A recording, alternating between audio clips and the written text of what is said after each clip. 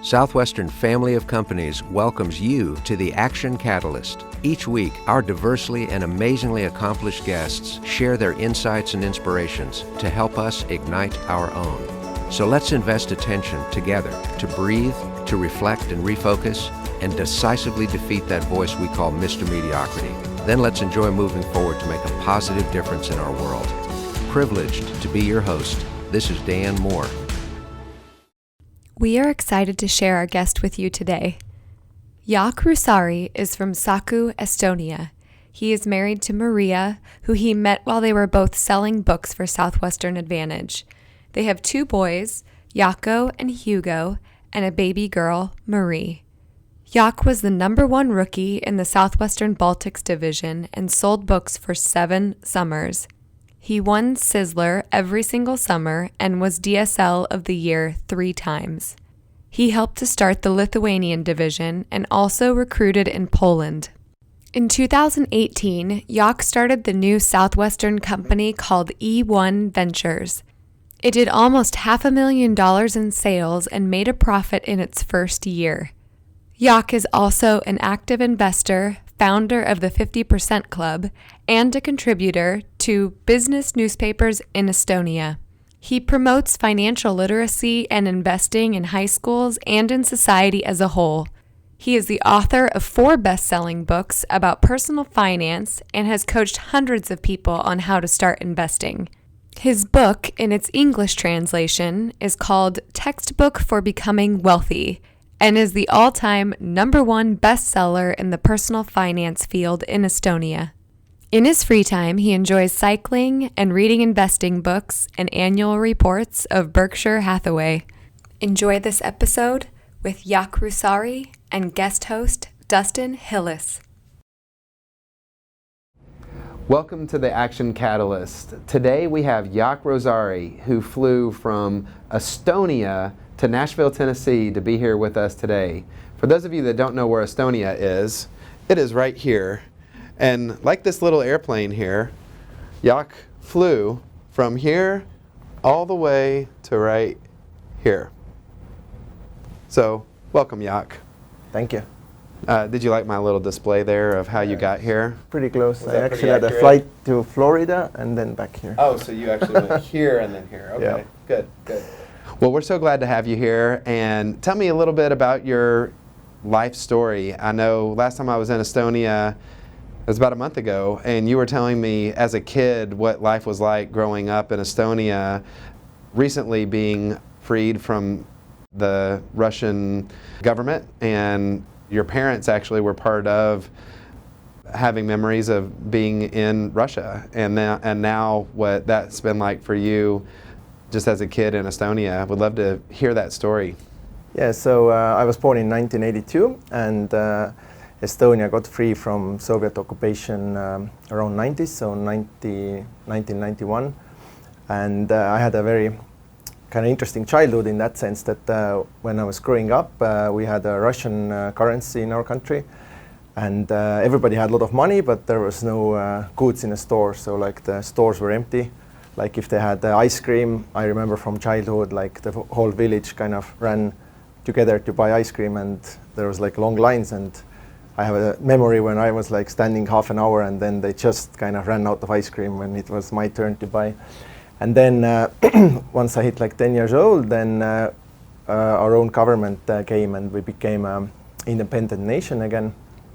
And then suddenly they did like a currency reform, so suddenly nobody had any money. The stores were full of goods, but basically everybody in the country started from $100, which was kind of like almost like you do a reset for the whole country and everybody has a same start, and then they start to build from there. So interesting childhood, I would say.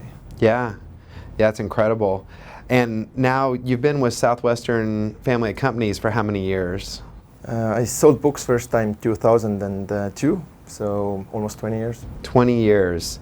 So tell me a little bit about that journey. How did you find Southwestern, and then what was that first few summers like for you, and how did that impact your life? So after graduation of high school, I went to study in business school, and there was a poster on the wall that you can make $10,000 in one summer, which was like enough to buy a nice apartment. So the whole school kind of went for the presentation. There was several hundred people, and they said there's 5 spots. So I remember filling up the application, and then as I was writing the application, I got scared myself that I'm just a freshman and don't have any experience yet, and I kind of sold myself that I will never get the place anyways, that so many people and just 5 places, and I actually never turned in the application, so I still have it as a kind of souvenir for myself. And then a year later, one of my friends actually got a place in Southwestern, and he offered this summer internship opportunity for me as well. And I joined training in April, so actually didn't have much time to prepare. And but I think actually it was really good for me because I perform the best when the deadlines are kind of coming to the end, and you have to get ready fast. And then it was as Stan Moore said, it is the hardest and the best summer you ever had, and that's exactly how it was. So first day I was ready to quit by 11. I remember I was like sitting on the park, and I had this story that I approached one lady 3 times from, like, the house was on the corner section, and I came from each direction. And since I've never been to America before, all the houses looked the same to me. So the lady, 3rd time when I knocked on her door, she said that this has to be some kind of joke and you have to leave immediately. And then I got scared to knock on another door. But then just sit there on the park and working myself up to go on. And at the end, I was #1 rookie from Estonia that year and had a really, really great memory. And then next year I built a team of 11 people, and kind of the career started from there. So what was it for you when you were the #1 rookie that helped build your confidence that you could get off that park bench and keep going and to be successful? I think the biggest thing was just trust in my manager. So, and I told him also that night that I don't really know if I will make any money. Probably not, because I had one sale, 5 units that first day.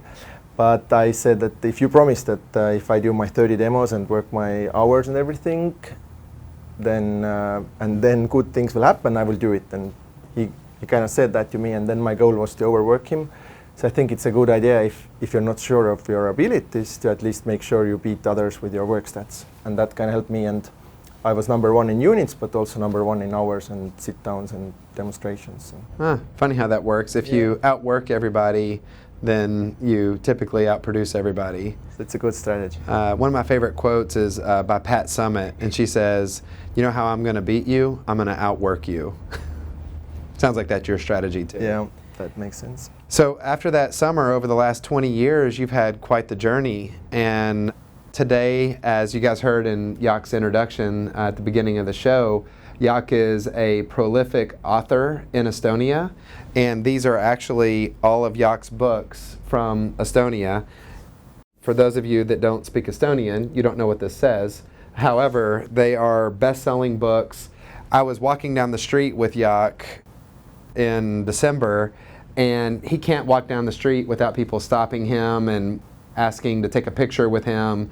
I got in an Uber, and my Uber driver, Jaak, shook my hand and said, "All right, we'll see you later tonight." And the Uber driver was like all nervous and looking in the back, and he goes, "Was that Jaak Roosarre?" And I said, "Yes." He goes, "I've read his book, it changed my life." So Jaak is famous and helped many people with their financial planning in Estonia. Also, Jaak is the founder of E1 Ventures, which is the Southwestern family of companies incubator that is out in the Baltics. And this last year, Jaak helped launch NewBlue, which is the #1 new business that we had last year.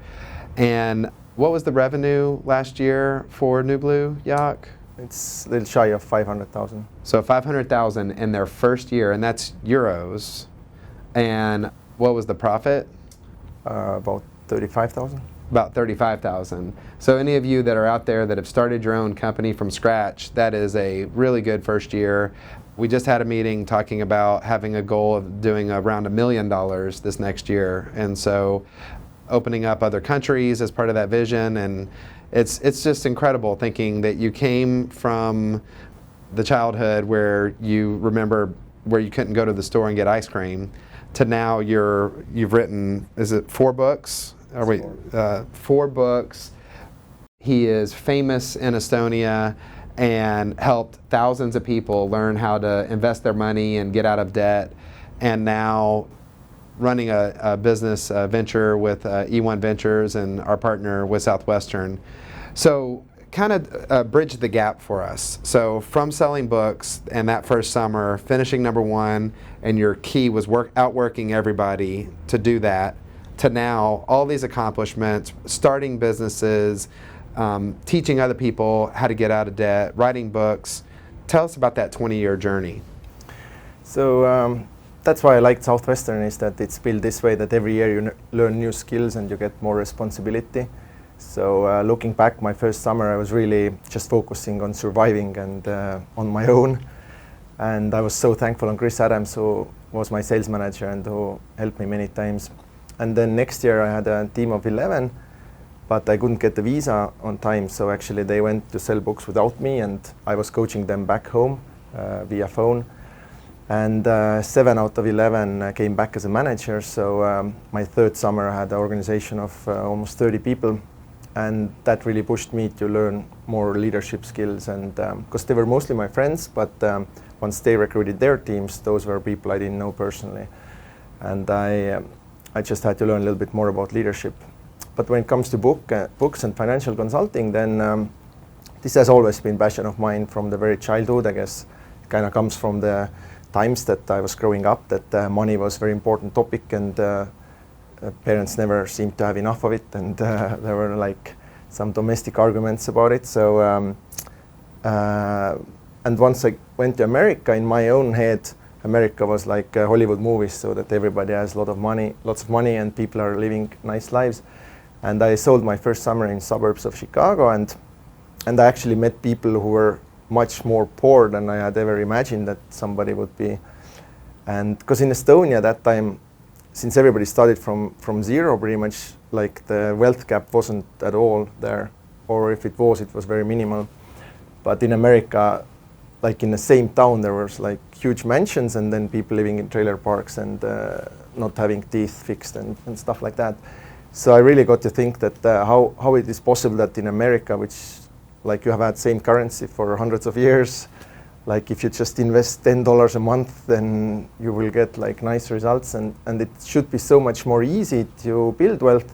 Still, so many people are actually working like around the clock, and also what I noticed is that the people who had like 2 or 3 jobs, they were even often more poor or poorer than the people who had their own business or didn't seem to work as hard. So it wasn't just this, that if you work hard you will make more money. There has to be something more. So this kind of became passion project of mine, just to learn how money works and how some people kind of seem to get more of it and others don't. And that's kind of where the book came from. And I think everybody who has sold books has kind of like a book inside of them, all the experience, war stories, everything. So I wanted to just put them all together. And it went pretty viral in our country. So I think it has been the #1 best-selling business book of all time. And I think the reason which one is it? the main one. So what's the title of it for? So it's called the Textbook for Becoming Rich, is the direct translation. And the idea is that it's a part novel, part like a textbook, but in that sense that I started every chapter with my own memory from the book field. So when we talk about spend less than you make, there's a story when I meet a family like which didn't look like they would have a lot of money, but then they bought a big package from me, and later we found out that they have their own business, but they don't show off with their money. And so each chapter has like a small story from the book field, and I think that's what people really like, that it's very readable in that sense, that the stories are what people like.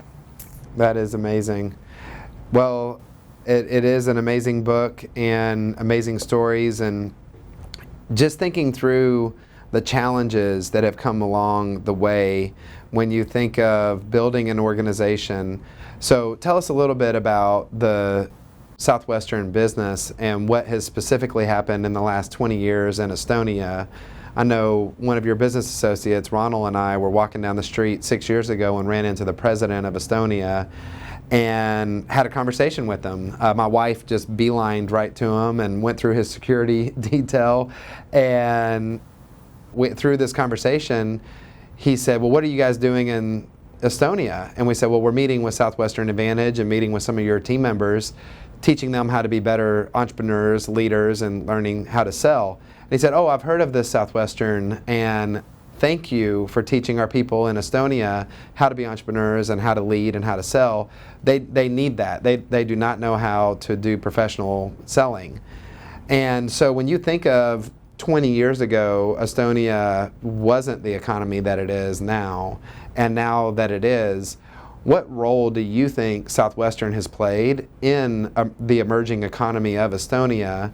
And fast forward to today, I was at Harvard, at the Harvard Business School, and they used Estonia as a case study of one of the premier countries of doing all the fundamentals right. And they said one of the things driving Estonia's economy is the entrepreneur base. So I'd like to think that Southwestern has played a role in that. And what are your thoughts on that? Yeah. I think Southwestern has played a huge role. And when Chris Adams came to recruit for students in Estonia, like in the beginning of 2000, that was his pitch to us also, that hey, if you're like the first students, our vision is not to sell books this summer, but it's to change the country. And we all bought into this vision, and today it is becoming reality, which is cool. Like we had our foreign minister in GRS a couple of years ago, and she did a speech and said that you got from Harvard is that this skill how to sell and how to communicate, this is something that has never been taught in schools, and since we didn't have a market economy before, nobody needed to know how to sell, so there was just not enough goods. Nobody really needed salespeople. So it's not taught in schools, and people really haven't got any experience. And Southwestern was this kind of shining light that taught all these theories, but also in practice how to do it. And we have a couple of alumni, like probably the most famous one is Peep Vain, who was the first Estonian who sold, and he just took the selling 101, translated it into Estonian language, and made the biggest sales training company in 1 year. So this was just such a new information. And then the startup Pipe Drive was founded based on Southwestern alumni. So it's one of the fastest growing SaaS company for sales management. We have a CRM company. CRM, yeah. And we have another alumni company, Fortumo, which does the Google Play payments in India and all over the world. So I think in top 100 richest in Estonians, there's at least 3 or 4 alumni already. So that's pretty cool. That is. It's interesting to think the work that you've done in 20 years and that your group has done in 20 years there in Estonia has literally made Estonia's entire economy grow. Yeah, and maybe it's good to, as a remark, that Estonia is so small, so it's smaller than Nashville, so everybody kind of knows everybody. It's a million people. Yeah, well, with that, so I'm in Harvard at the Harvard Business School, and this is the Microeconomics of a Competitiveness Forum with Dr. Michael Porter, and there's 60 countries being represented, and these are the universities to apply. You have to be one of the best universities in the world, and he used Estonia as the case study of saying what Estonia is doing, all of the countries need to do. And I found that fascinating, that out of all the countries in the world they could use, that was one of them that they said Estonia is doing it the right way. And they pointed to the entrepreneur base that has been built within Estonia and how that is helping drive everything. I think there's 2 companies that have biggest effect. One is Southwestern and another is Skype. So Skype was part invented by Estonians, and out of Skype came this belief that you can build a global businesses and also a lot of a startup capital. So Skype and Southwestern. Yeah. Thank you. Yeah, it's amazing. So there's a lot of people that watch this show that are entrepreneurial minded. They are big fans of just personal development and growth. So if you were to give somebody advice where it's more like, think of you 20 years ago and you're just getting started, So if you could give Jaak 20 years ago a piece of advice, what would that be? I think the main skill that is necessary to become an entrepreneur is sales skill. So, and I'm very grateful on Southwestern that I learned it here. But somebody who wants to become entrepreneur, I think often what I've seen from working with students and student companies is that they focus so heavily on the product, but they don't have any clue how to sell it. And I think if you have sales skills, then the product is the secondary thing. Like you can find somebody who makes a great product and work with them. So I would probably say sales skills is the number one thing. And number two probably is just the vision or boldness that you can be in whatever country, start something, and it can grow global now pretty easily. Love that, a global vision. That was one of the things they talked about in the microeconomics of competitiveness is companies that have a local business with a global impact is really what drives an emerging economy. And that's a perfect, I mean, you're a perfect example. Southwestern's a perfect example of being able to do that. So now let's say you're successful, you have money, and you're figuring out, okay, if I'm wanting to think globally as an investor, what advice would you give to people that have gotten past step one, they now are making decent money, and some of the principles in your book that once you have money, what would you say the number one tip you would give an investor that has excess money right now?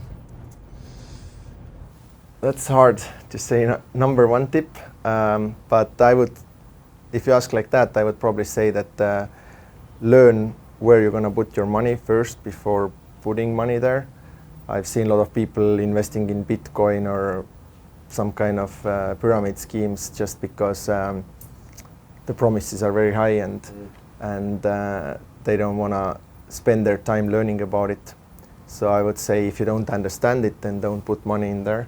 So that probably would be number one. But more on the general terms, I would say, and it's also very basic, but you always have to make more than you spend. And what I've been kind of famous in Estonia is to start this 50% club, which means that you should always keep at least half of what you make. So if you make 100,000 a year, you could only spend 50,000, and the other half you actually keep for yourself and for your future. And if you have this kind of rule, then it doesn't even matter as much what's your income, but just mathematically you will basically become financially free in like 10 to 15 years. So for most people, I think that's the surest way to financial freedom. I love that. The 50% rule is your budget that you live off of is 50% of your income. Yeah, and I would kind of think other way around. So whatever I want to spend, but I need to make twice as much. Mm-hmm. That is great.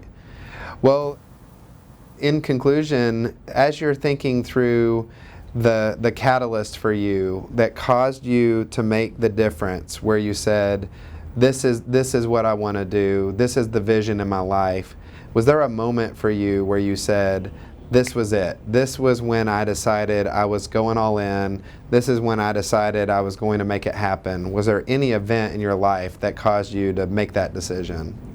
I wish there were, but looking back, it's been actually more gradual. So I think maybe other people struggle with this also, that they wait for this magic moment to happen and it never happens. So I would more suggest maybe not to wait for this moment, but just start working where your passion is, and then, you know, things grow and things happen. And if that's where your focus is, then some magic things happen. So like for instance, with my book, probably one reason why it went viral was that one Estonian businessman who was very well known there got excited, accidentally got the book, got excited about it, and wrote an article about it in the newspaper. And it was pretty random that it happened, but it only happened because I had written the book. So, some things just happen, but you have to make sure that you do all the necessary work that it can happen. I love that. I love that. Consistency, showing up is what it's all about, and it doesn't have to be some big life-altering event that causes you to create your momentum. It's just a daily commitment. Yeah. If I would say one moment, then that probably was this park bench on my first day. like I've played with this idea that what if because rest of my team quit that year, so I was the only one left from the team when I was a rookie. So that kind of might have been this moment. Yeah, when you're on the park bench, you wanted to quit, Yeah. you decided not to quit, you kept going, you ended up being the #1 rookie, probably created a confidence anchor that you could then go on and do other things. Yeah, that's one thing I really like from what you've been teaching is this confidence anchors. I think a lot of people can use that, and this decision there, kind of what helped me was this, that I gave up on the money part. Like before the summer I was very focused on making profit and how much money I will make, and that was kind of the main reason why I joined the Southwestern program. And then sitting on that park bench 11 a.m. I understood that I'm not going to make money this summer. And it was a very hard decision, but I kind of let it go. I accepted that even if I don't make any money, I will just keep my commitment to my manager and myself. And then sales started happening. So I think that's also a good lesson, that don't focus so much on what's in it for me, but just do the work and then things happen. Love it. Well, it's no surprise with that attitude that other good things have come into your life. You have an amazing team, an amazing business, an amazing family, wife and kids. Tell us your wife and kids' names. My wife is Maria, so she sold books also several summers, and we met in Sizzler trip. So, and actually we got married in Hawaii, and Dan Moore organized that. So big thanks for Dan. The president of Southwestern Advantage. And Southwestern alumni was actually a pastor there, so she vetted us. And then we have 3 kids. We have 2 boys. Jaakko is 10, Hugo is 3, and then we have a baby girl. Does she have a name? She's Marie. Marie, okay, good. So Jaak, on the personal front, I know you're an avid cyclist. Tell me about one of your favorite rides that you've ever been on. So I had a long time I was a big fan of Lance Armstrong for a long time until things started to happen. But so Tour de France was like a big thing for me, and this actually motivated me during the summers. I had like a picture of Lance and other riders. And a couple of years ago I discovered that you can go to France and ride one stage of the Tour de France. So it's like open for public.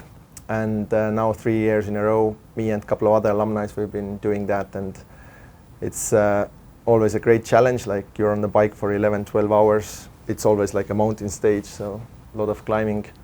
And I always think at the end that I need to lose weight next year. So but it's a very fun ride. Well, that's awesome, Jaak. Well, thanks for flying all the way from Estonia here to Nashville so we could do this interview. And we are just so excited to be business partners with you. Thank you for the impact that you've made with writing these books and the difference that it's made in all the readers. And how can people get in touch with you? What's the best way to hear more from you? So we have to work on that. Like right now, most of my stuff is in Estonian, but it's work in progress to get it published in English. And I would say go to southwestern.com, and you can read about E1 Ventures on southwestern.com, and the website is accessed through there. And they could also reach out through that if they had any questions about anything that you're doing over in the Baltics. So thank you for being here, Jaak. Thanks for inviting. Wow. I hope that you enjoyed that as much as I did.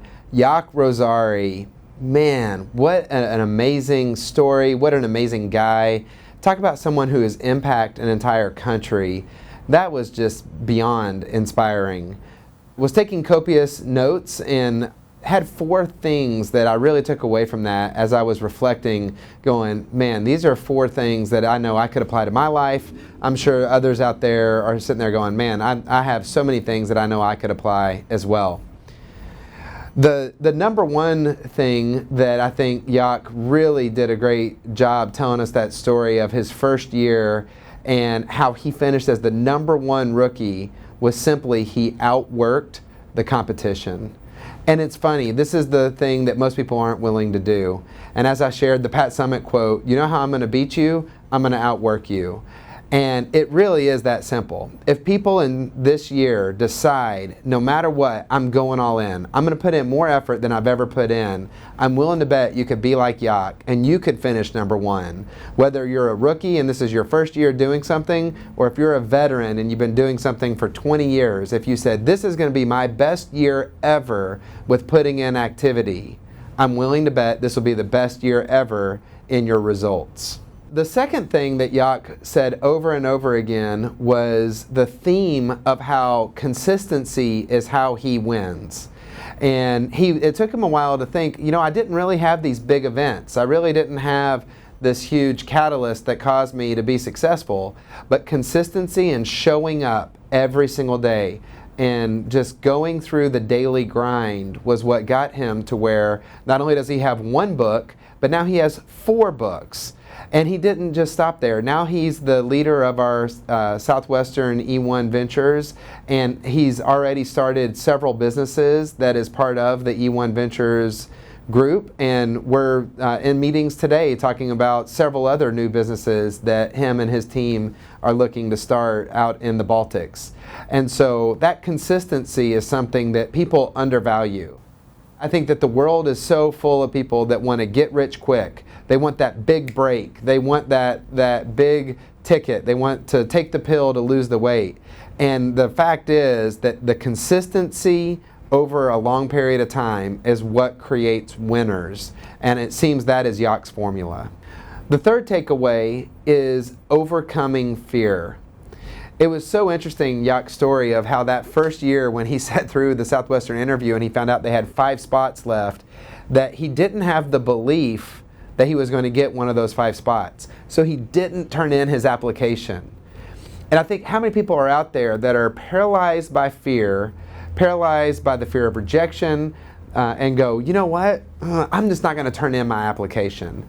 And thank God Jaak overcame that fear, and he met his friend who went and did the program and said, you know what, I'm going to try this and see what I can actually do.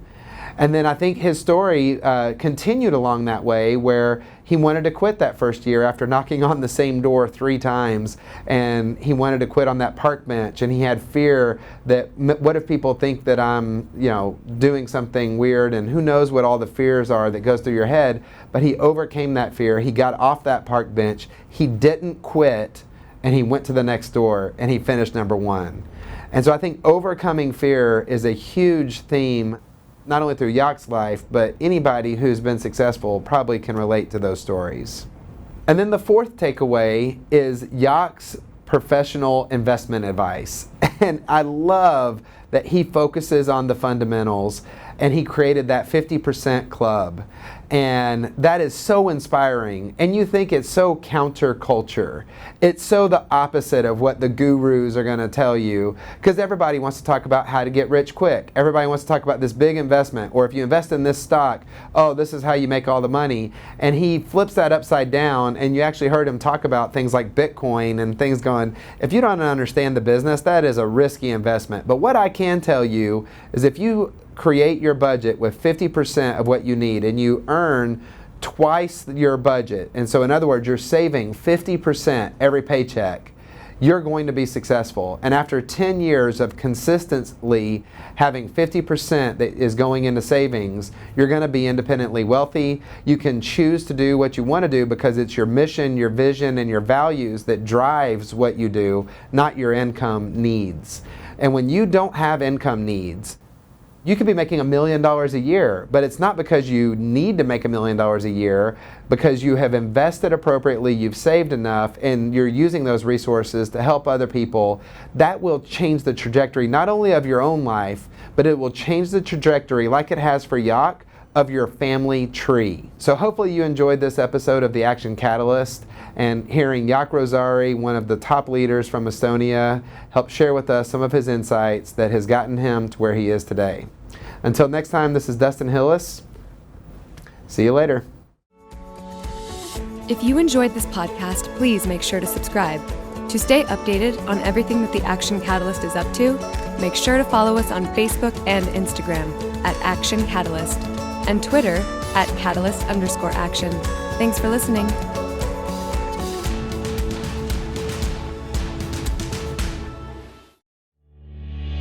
This episode is sponsored by Southwestern Coaching. Southwestern Coaching has helped over 12,000 people increase their incomes by over 25% on average. As a successful salesperson, you know the importance of increasing your sales, but sometimes you might just need a little extra push and accountability to meet your goals and grow your business. Southwestern Coaching will help you increase your income through one-on-one sales and leadership coaching tailored specifically to your needs. Together, we will elevate sales. To schedule your free one-on-one business action planning session with a Southwestern coach, go to www.southwesternconsulting.com/action catalyst.